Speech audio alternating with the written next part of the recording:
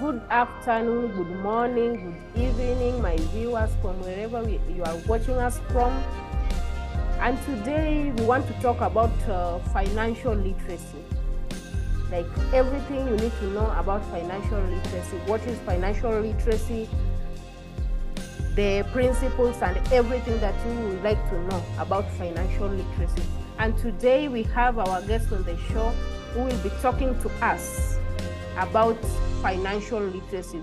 He's going to educate us on matters of finances, because this is the bigger part. This is the where people go wrong, and it is also a way to where people get depressed and all those problems that occur start with finances.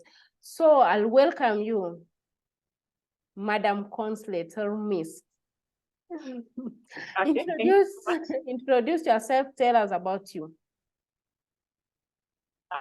thank you. So I want to take this chance to say thank you for the chance to share with the viewers. My name is Consolate Atieno. Consolate Atieno, I did biomedical science. I was in Egerton.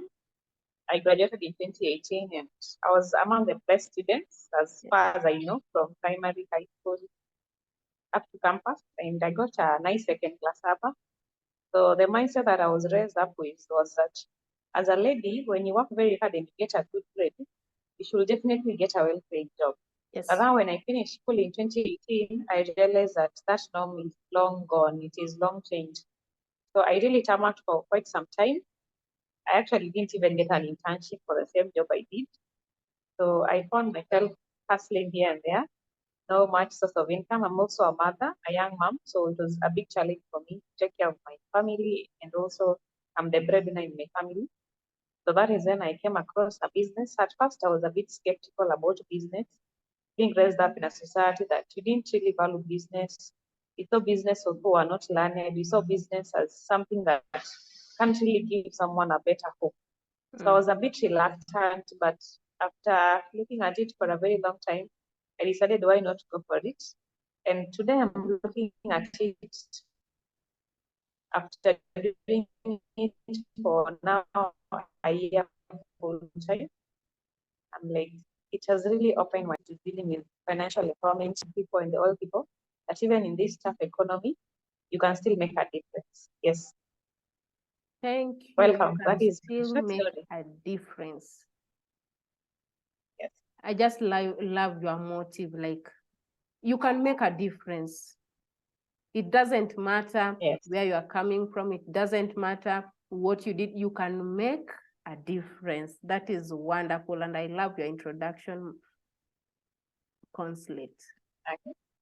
Yes, if we go direct, what is financial literacy? Okay, so I think I'll use a different tune. I'm not that much into giving the exact meaning, just from the overview. Yes. I came to realize that we the society, the way we are raised not really to care much about our finances. We're just raised to let everybody else decide how much you earn, decide what to do, and everything. So we end up always being passive on the finances. So when you look at the topic of financial literacy and empowerment, it's all about being aware of how you can use money, how you can actually generate income, more income, not necessarily through employment, but through other means. That is how I can give my definition. So why did I decide to choose this topic? Because I realized in our society today, I'm looking at the learned. Let me just focus on the learned. Maybe you are in college, you're in campus, maybe you're just this person people look up to, and they've given you a chance to go to school. You have a lot of pressure. And because of this lack of financial empowerment, you find people are really struggling, people are in jobs they hate, people are in careers they don't even have a breakthrough. Yet, if they only understood a concept about financial literacy, they could do something different. They could do something even with where they are and make a very big difference. And also why did I also choose it? Because our world has changed, the rules have changed, things are changing, and we cannot have the same mindset that you're having 30 years ago. Operating this mindset, it's going to drain our young people. It's going to kill our hopes, and it was already done. Yes, so that's my understanding. Is just being aware that even in this economy, stuff, yes, things are rising up, but you can take care of your finances. You can be in charge. You can decide how much do I want to earn. Go for it. You may not necessarily be in my business. You may be employed somewhere, but you need to be open to maybe a new alternative. Yes. That is true. I love your definition. Because you find that Okay. many people are in even careers they don't like. Many people are in different things that even they don't like. I just love your overview about financial literacy. And can you make it clear for us the difference between money and finances? Finance and money. What is money and what is finance? Difference between money and finance. Finance. Okay, is that much of a difference really? Okay, so money, I think it's the tangible one. I don't know what we use to trade. When I look at finances, it involves a lot. It involves in terms of, it can be inflow of cash, how you budget it, how you use it, how you invest it. So finance is the broader term. But money is now what you're handling, the paper itself. currency. And the currency. And most of the time, how wealthy you are is not really determined by how much money you have. Because if you have money and don't have financial literacy, you really don't know how you can use this money to create more wealth or to help more people. Then you just have money, paper, but you don't have finance. It's true. That's why people even go to different directions. Like somebody has money, but at the end of the day, the money is not helping this person. The misuses.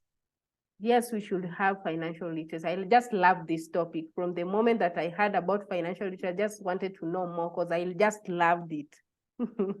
And how do we develop financial literacy, or how do we improve financial literacy? Okay, so when you look at financial literacy, it's a topic that is not taught in school. Okay, I didn't do business in high school, but even for those who did business, even did accounting, there is nothing much about financial literacy. It's not about nothing much. I did business studies in high school. Nothing much about it. I can confirm that. Okay. There's nothing much. So I did miss out a lot. So that's nice. So financial literacy, it needs you to make a personal decision and decide to develop it. For me, I also didn't know much about financial literacy until I came across a book. It's called Rich Dad Poor Dad, and I was talking about finances. So being very bored at second year campus, I decided, what is the harm of not reading this book? So I read it, and then it really opened up my mind in terms of, yes, you've gone to school, you have a degree, but you need to understand that you can take care of your finances. So one thing is, number one, you need to make a personal decision. That for me, I have a dream. Do you have a dream? Personally, I have very big dreams, and I don't want my dreams to die because of the economy. So I took that as a personal decision. Another thing is also to find people who are going in the same direction. Let's say, for example, your dream or something you've always wanted to achieve in life is to own a big business. Or for example, to maybe venture in something quite different, but it's a very big career. Then it simply means you need to align yourself with people who are moving in the same direction. You need to get mentors. Because of technology today, you can easily get mentors online. This is not someone you may meet physically. But let's say, for example, let me use your profession. You want to be a master at journalism, and you want to use, how can we use journalism or a social worker to be able to generate income, make a difference, and create wealth. There are people in the same profession who've done it, and they're very ready to give you tips and ideas. So these are people you need to align yourself to. Instead of just going to social media, for example, YouTube or even Facebook or Instagram, and just liking everyone, why not get a bit specific? Find, okay, I am in this profession. Who are the top notch in this profession? Go find them out. So today, because of social media, you need to be able to have mentors, people who are moving in the same direction. They don't need to be personal friends, but just by the way they post their lifestyle can give you a way forward. And you also need to make a personal decision. You see, when you look at people who achieve their dreams today, it's like 1%. So it means if you decide to be among the 1%, you're going to face some challenges, some opposition. Your friends will be like, you're on Facebook, and they're like, you're following someone who to them they consider boring. You're like, but why should I have all the friends who are fun and they're not really helping me grow in any way? Yeah, so that is how for me it has also helped me develop an interest and grow, because even the people I follow on social media, the people who impact my life positively, of course, most of them I haven't met them physically, but in a way, from whatever they post, the way they do their things, I'm able to learn. Yes. It's true. First is a personal decision. I just love that, because you can go to professionals, you can talk to those, you can go to social media, but you have not made like personal decision from you as you now. So first is personal decision. I just love that. Personal decision. Just decide, I want to do this, then you look for the professionals. And what are the principles of financial literacy? What are some of the principles? Okay, so when you look at the principles of financial literacy, for me, the principles of financial literacy is just being able to understand that you can create a difference. Financial literacy and financial empowerment, basically being able to create wealth for yourself, doesn't necessarily start by you having a lot of money. You don't need to have a lot of money. You just need to, like I said before, make a personal decision, find a mentor, and from there, you see, we have different interests and different things that you want to do. So from there, you'll be able to understand what exactly do I need to do this and this. Yes, that is how I'll view it as some of, not really principle, but what governs it. What governs it? And what are Yes. the components of financial literacy? Some of the components of financial literacy. So components, let me see, components. Are there really components? But now, one thing I understand about financial literacy that it took me time before I actually agreed with it, is that all these people that you're seeing who are very successful, who we all look up to, who have achieved their dreams, they're people who decide to create something for themselves. They decide to go and become their own boss. Yes, they may be in sectors where they're employed, but we find apart from what they're doing today, you'll find that they have something extra, whether they are investing in something. So for you to be able to create wealth for yourself, that is financial literacy, use money, budget it well, reinvest it, that will generate more money for you. Then you need to understand that just being in a sector where you are employed or you have a boss does not stop you from creating your own. And you can create your own in a way that doesn't interfere with what you're currently doing, especially for those who have passion for what they're doing, that is career-wise. You don't have to be a slave. So like, let me talk, for example, someone is a medical doctor. You love the profession, but then you realize whatever I'm getting from the finances is training me. So what do I need to do? I can create an extra stream of income in a way that it doesn't really necessarily affect my work. I still loyal to my work, but I'm not a slave to it. What I mean is, when you're not a slave to your job, you now do it well. It's no longer about, okay, yes, you will still make money, but now you do it because you realize you want to help, and you're not tied now to the money, because you have other income, things that come in that allow you to take care of other things and to still be able to live your dreams and live your passion. Yes. And there too, yes, you can, the part that you have said that you don't be a slave to your work, like somebody wants to control you left, right, and center, and you see that, it's just okay because you have nowhere to run towards something. I can't sustain my life minus this. But if you get that you have another job, you can sustain your life minus even that job. I just love it. You don't be a slave to your, then you don't even interfere with you find something that you don't interfere with the business or the job that you are in. That is nice.